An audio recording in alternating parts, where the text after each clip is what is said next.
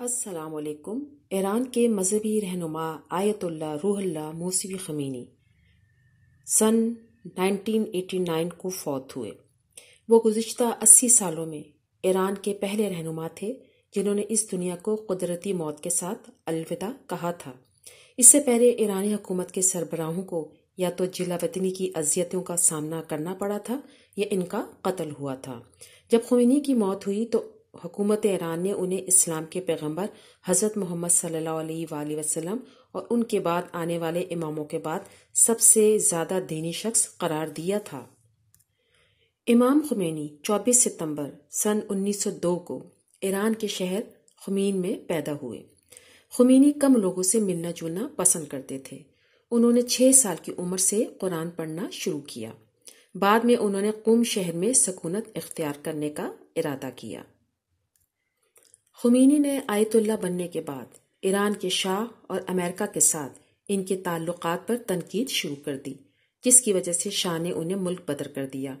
آیت اللہ وہاں سے ترکی چلے گئے۔ اس کے بعد وہاں سے پہلے وہ عراق اور پھر فرانس گئے۔ فرانس میں خمینی کا دن صبح 3 بجے شروع ہوتا تھا، یعنی صبح کی نماز سے بہت پہلے۔ اس وقت کو وہ ان کاغذات کو پڑھنے میں صرف کرتے جو ایک دن پہلے آئے ہوئے ہوتے تھے اور جنہیں پڑھنے کا وقت نہیں ملتا تھا۔ 7 بجے ناشتہ کرنے سے پہلے وہ غیر ملکی پریس رپورٹس کی فارسی ترجمے پڑھا کرتے تھے۔ باقر معین اپنی کتاب خمینی دی لائف آف آیت اللہ میں لکھتے ہیں کہ اگلے 3 گھنٹے وہ ایران کی تازہ ترین خبروں اور اپنے ذاتی معاملات پر غور و فکر کیا کرتے تھے۔ 10 بجے سے 12 بجے تک وہ عبادت کرتے تھے۔ کھانے کے بعد دن میں 1 گھنٹے کا قیلولہ کرتے تھے۔ 3 بجے کے بعد 2 گھنٹے سیاسی کام کیا کرتے تھے۔ دن میں جب بھی وقت ملتا تھا آس پاس کے گاؤں کی سیر کرنے کو نکل جایا کرتے تھے۔ فرانس میں فراہم حکومتی سیکیورٹی کی وجہ سے ایسا بہت کم ہوتا تھا کہ وہ تنہا باہر سیر کے لیے نکل سکے ہوں۔ ان کا دن 9 بجے ختم ہوتا تھا، پھر وہ اپنے گھر والوں کے ساتھ رات کا کھانا تناول فرماتے تھے۔ اس کے بعد وہ غیر ملکی ریڈیو اسٹیشنوں خصوصاً BBC کی فارسی سروس کی ریکارڈنگ سنتے تھے۔ وہ سب سے زیادہ اس وقت خوش ہوتے تھے جو وہ اپنے پوتوں اور نواسوں کے ساتھ کھیلتے ہوتے تھے۔ اسلامی معاشرے میں خواتین کے کردار کے بارے میں ان کے خیالات کچھ بھی ہوں، خمینی ہمیشہ اپنی اہلیہ اور خاندان کے لیے وقف تھے۔ ان کی بیٹی نے ایک بار ایک ایرانی ٹیلی ویژن کو بتایا کہ انہوں نے کبھی ہماری ماں سے پانی کا گلاس لانے کو بھی نہیں کہا۔ ایران میں 1979 کے اوائل میں جو افراتفری پھیل گئی تھی اس کی وجہ سے معیشت ٹوٹ پھوٹ کا شکار تھی۔ تیل کی پیداوار شدید متاثر ہوئی تھی اور ملک کا دارالحکومت تہران بائیں بازو اور دائیں بازو کے درمیان خونریز لڑائیوں کا مشاہدہ کر رہا تھا۔ اس دور میں ایران کے شاہ کو اقتدار سے ہٹانا خمینی کی ایک بہت بڑی سیاسی کامیابی تھی۔ جب ایران میں انقلاب برپا ہوا تو مغربی ممالک کے لوگوں کو قطعی یقین نہیں آیا۔ اس وقت تک مغربی ممالک ایران کو بہت مستحکم ملک سمجھتے تھے، لیکن شاہ کا تخت چھوڑنا اور آیت اللہ کا وہاں کے مذہبی رہنما بننا ایک دن میں ہرگز نہیں ہوا تھا۔ شاہ کے زمانے میں ایران مغربی ممالک کے کیمپ میں تھا، جبکہ آیت اللہ کھل کر اس کی مخالفت کیا کرتے تھے۔ اسی وجہ سے انہیں 1962 میں گرفتار کر لیا گیا۔ اس گرفتاری نے انہیں ملک کا ہیرو بنا دیا تھا۔ پہلے وہ ترکی گئے، پھر عراق اور پھر فرانس۔ یہاں قیام کے دوران وہ اپنے حامیوں پر زور دیتے رہے کہ وہ شاہ کو اقتدار سے نکال باہر کریں۔ 1979 کے آنے سے قبل شام کو ہی مقبولیت پورے ایران میں کم ہونے لگی۔ ہر طرف فساد پھیل گیا اور روزانہ ہڑتالیں اور مظاہرے ہونے لگے۔ شاہ نے ایران چھوڑنے کا فیصلہ کر لیا، لیکن وہ 16 جنوری تک تہران میں ہی رہے۔ شاہ اتنی دیر تک وہاں ہی رہے کیونکہ وہاں سے انہیں شاہی خزانے کا سارا یا کچھ حصہ اپنے ساتھ لے جانا چاہتے تھے۔ محمد ہیکل اپنی کتاب دی ریٹرن آف دی آیت اللہ میں لکھتے ہیں، در حقیقت وہ اپنے ساتھ وہ زیورات لے جانا چاہتے تھے جو انہوں نے اور ان کی بیوی نے اپنی تاج پوشی کے دن پہنے تھے۔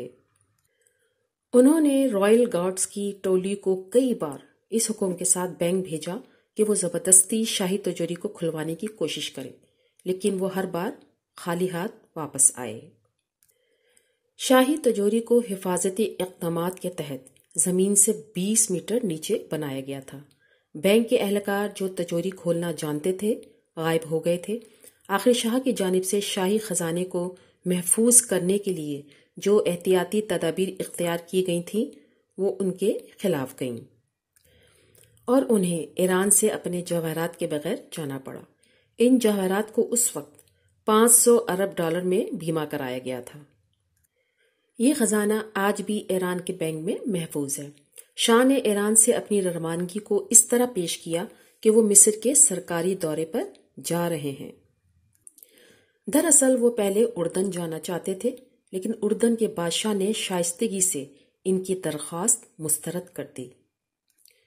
شاہ کا وفد سب سے پہلے دریائے نیل پر اسوان ریزورٹ پہنچا۔ وہاں بھی انہوں نے خود کو حکومت کے سربراہ کے طور پر پیش کیا۔ وہاں انہوں نے مصری صدر انور سادات کے ساتھ 3 روزہ سربراہی اجلاس کیا۔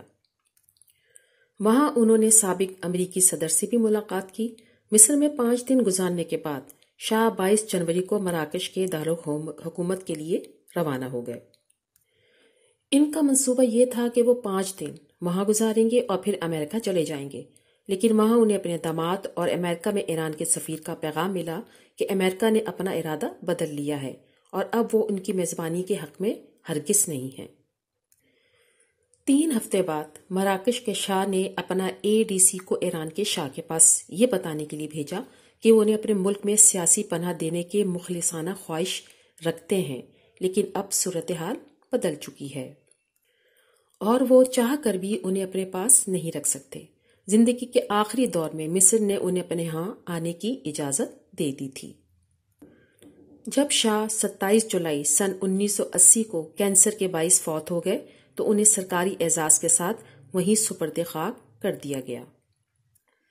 دوسری جانب 1 فروری 1979 کی رات 1 بجے چارٹرڈ بوئنگ 747 طیارے دھیمے فلائر نے پیرس کے ہوائی اڈے سے تہران کے لیے پرواز کیا۔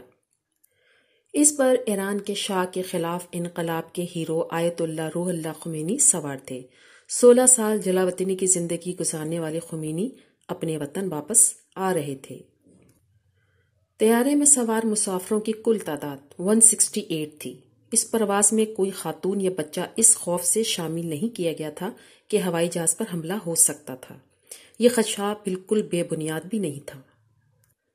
کون کفلن اپنی کتاب خمینیز گھوسٹ میں لکھتے ہیں، ایرانی فضائیہ کے سینئر کمانڈر اس طیاروں کو مار گرانا چاہتے تھے جو خمینی کو ایران لے کر آ رہا تھا۔ انہوں نے مصر میں پناہ گزین شاہ سے طیارے کو مار گرانے کی اجازت بھی مانگی تھی، لیکن شاہ نے اس درخواست کا کوئی جواب نہیں دیا۔ معروف مصری صحافی محمد ہیکل نے اپنی کتاب دی ریٹرن آف آیت اللہ میں لکھا ہے کہ جہاز میں سوار ہوتے ہی خمینی جہاز کے اوپری حصے میں گئے۔ انہوں نے پہلے وضو کیا، نماز پڑھی اور کچھ دہی کھائی۔ اس کے بعد انہوں نے طیارے کے فرش پر توشک بچھوائی۔ ایئر فرانس کے 2 کمبل اڑ کر سونے چلے گئے۔ 2.5 گھنٹے سونے کے بعد انہوں نے پھر نماز پڑھی اور آملیٹ کا ناشتہ کیا۔ طیارے کے پچھلے حصے میں ان کے آدمی اور تقریباً 100 صحافیوں کا ایک گروپ بیٹھا ہوا تھا۔ جیسے ہی طیارہ ایرانی فضائی حدود میں داخل ہوا، ABC نیوز کے نمائندے پیٹر نے خمینی سے پوچھا، ایران واپس آتے ہوئے آپ کیسا محسوس کرتے ہیں؟ آیت اللہ نے فارسی میں جواب دیا، ہیچی، یعنی کچھ بھی نہیں۔ ان کے فارسی مترجم حیرت سے پوچھا، ہیچی؟ خمینی نے پھر اصرار کیا، ہیچ، احساس نہ دارم، جس کا مطلب ہے کہ مجھے کچھ بھی محسوس نہیں ہو رہا۔ صحافی جان سمپسن بھی اس طیارے میں سوار تھے۔ بعد ازاں انہوں نے اپنی سوانح عمری news from no man's land میں لکھا، خمینی کے ساتھ تہران جانا ایک خوفناک تجربہ تھا۔ ہمارے ساتھ آنے والے مسافروں کو پورا یقین تھا کہ ایرانی فضائیہ ہمارے طیاروں کو مار گرائے گی۔ پرواز کے دوران ہم نے کچھ لمحے کے لیے خمینی سے بات کی تھی۔ وہ زیادہ بولنے والے شخص نہیں تھے۔ جب میں ان سے کوئی سوال پوچھتا تو وہ جہاز کی کھڑکی سے باہر دیکھنے لگ جاتے۔ خمینی کے طیارے نے لینڈ کرنے سے پہلے 3 بار تہران کا چکر لگایا۔ آخرکار 1 فروری کی صبح 9:30 بجے خمینی کا طیارہ تہران کے مہر آباد ہوائی اڈے پہ اتر گیا۔ جیسے ہی ہوائی جہاز کا دروازہ کھلا، کالی پگڑی اور ٹخنوں تک لمبے پاجامے میں ملبوس ایک کمزور جھکی ہوئی کمر والے بوڑھے نے 16 سال بعد اپنے چہرے پر ٹھنڈی ایرانی ہوا کا جھونکا محسوس کیا۔ ان کو ایک بازو سے ایئر فرانس کے ایک اٹینڈنٹ نے سہارا دے رکھا تھا۔ ایرانیوں کا ایک ہجوم خمینی کے استقبال کے لیے وہاں جمع تھا۔ انہیں پہلے آسمانی نیلے رنگ کی مرسیڈیز کار میں بٹھایا گیا، لیکن لوگوں کا ہجوم اتنا تھا کہ انہیں ہیلی کاپٹر میں شفٹ کرنا پڑا۔ جب تک وہ اپنے گاڑی میں رہے، وہ ان سڑکوں کے نام پوچھتے رہے جن سے وہ گزر رہے تھے۔ جب انہوں نے برسوں پہلے تہران چھوڑا تھا تو تہران اور اب کے درمیان بڑا فرق تھا۔ ان کی آمد تک شاہ کے دور کے وزیر اعظم شاہ پور بختیار نے استعفیٰ نہیں دیا تھا۔ انہیں نظر انداز کرتے ہوئے خمینی نے مہدی بازرگان کو وزیر اعظم مقرر کر دیا۔ محمد ہیکل لکھتے ہیں، بختیار نے پورے ملک میں کرفیو نافذ کر دیا تاکہ یہ ظاہر ہو کہ وہ اقتدار پر قابض ہیں۔ خمینی نے جب یہ سنا تو ایک کاغذ نکالا اور اس پر فارسی میں لکھا، کرفیو کی پیروی نہ کریں۔ اس کاغذ کے ٹکڑے کو ہر ٹیلی ویژن چینل پر دکھایا گیا۔ اس کے فوراً بعد لوگ کرفیو کے خلاف احتجاج کرتے ہوئے سڑکوں پر نکل آئے۔ جنرل غرابگی نے 9 منتخب وزیر اعظم بزرگان کو بلایا اور ان سے کہا کہ وہ اپنا نمائندہ بھیجیں تاکہ میں فوج کا کنٹرول ان کے حوالے کر سکوں۔ 11 فروری کو جنرل غرابگی نے اچانک اعلان کیا، اب سے فوج سیاسی طور پر غیر جانبدار رہے گی۔ انہوں نے تمام فوجی یونٹوں کو بیرکوں میں واپس جانے کا حکم دے دیا۔ اس دن سے ہی سڑکوں پر انقلابیوں کا قبضہ ہو گیا۔ بختیار نے اپنا عہدہ چھوڑنے کا اعلان کیا اور روپوش ہو گئے۔ اس دن کے بعد سے پرانی حکومت سے وابستہ فوجی افسران کو گرفتار کر لیا گیا۔ 12 فروری کی رات پہلے جنرل نصیری شاہ کے خاص الخاص اور ان کے بدنام زمانہ خفیہ ایجنسی سواک کے سربراہ نصیری کو مارا پیٹا گیا۔ پھر انہیں جنرل ربیع اور ناجی کو 15 فروری کی رات ایک اسکول کی چھت پر گولی مار دی گئی۔ ایک ہفتے قبل ہی خمینی نے اس اسکول کو اپنا ہیڈ کوارٹر بنایا تھا۔ خمینی نے صادق خلقویلی کو مقدمے کی سماعت کے لیے مقرر کیا۔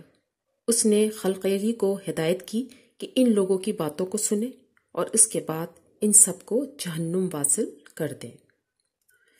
فرانس میں آیت اللہ خمینی نے بھلے ہی ایران میں جمہوریت کی واپسی کی خواہش کا اظہار کیا ہو، لیکن ایرانی سرزمین پر قدم رکھتے ہی ان کی تمام تر توجہ ایران میں ایک بنیاد پرست اسلامی ریاست کے قیام پر مرکوز تھی۔ کون کفلن لکھتے ہیں کہ ان جرنیلوں کو آنکھوں پہ پٹی باندھ کر اسکول کی چھت پہ لے جایا گیا، جہاں انہیں ایک ایک کر کے گولی مار دی گئی۔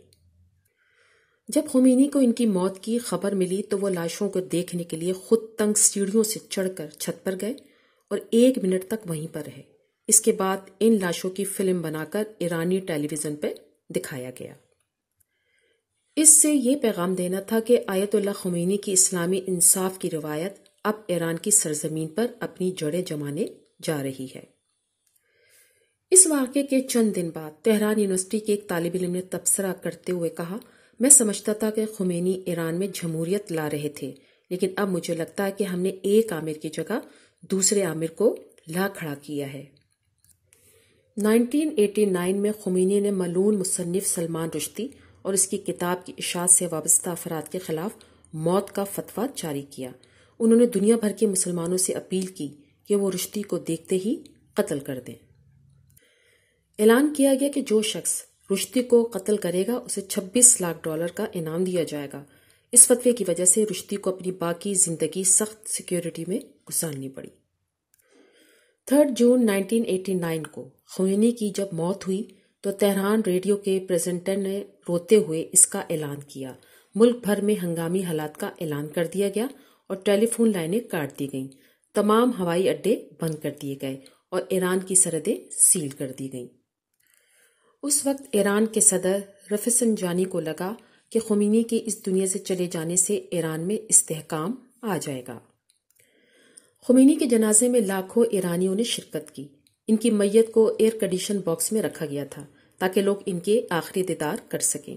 ایک اندازے کے مطابق خمینی کے جنازے میں تقریباً 20 لاکھ افراد نے شرکت کی۔ اس وقت ہجوم اتنا زیادہ تھا کہ تہران کی فائر بریگیڈ کو لوگوں پر پانی کی بارش کرنی پڑی تاکہ وہ گرمی اور دم گھٹنے سے بے ہوش نہ ہو جائیں۔ بالآخر ان کی میت کو ہجوم سے بچانے کے لیے ہیلی کاپٹر میں منتقل کرنا پڑا، لیکن جیسے ہی ہیلی کاپٹر اترا، ہجوم نے آگے بڑھ کر خمینی کی لاش کو قبضے میں لے لیا۔ لوگ ان کے سفید کفن کا ٹکڑا حاصل کرنا چاہتے تھے تاکہ یادگار رہے۔